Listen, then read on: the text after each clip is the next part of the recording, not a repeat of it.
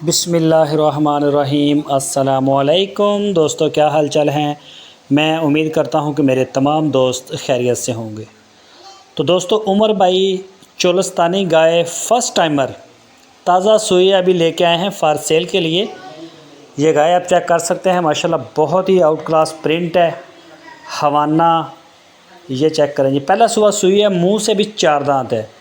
और लोकेशन है इनकी चिश्तियाँ सिटी, शहर का नाम है चिश्तियाँ और ज़िला बहावल नगर है। चिश्तियाँ में ये रहते हैं।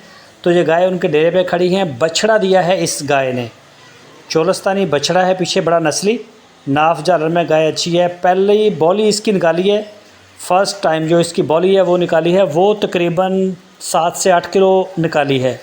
उमर भाई का कहना है कि 7 से 8 किलो बॉली निकाली है और दूध में अच्छी है। तो जो भी दोस्त ख़रीदे वो लाइव इसको चेक कर ले। इसके थन, बच्चा, गाय, अगर आप मौके पर आ जाएं तो उनके डेरे के ऊपर वो सबसे बेहतर है। और अगर आप मौके पे नहीं आ सकते तो लाइव कॉल के ऊपर आप 2-4 चवाइयाँ तसल्ली करें अपनी मौके के ऊपर। बाकी काम उनका अच्छा है, साफ़ सुथरा है, हर तरह की वो गारंटी देते हैं जानवर की।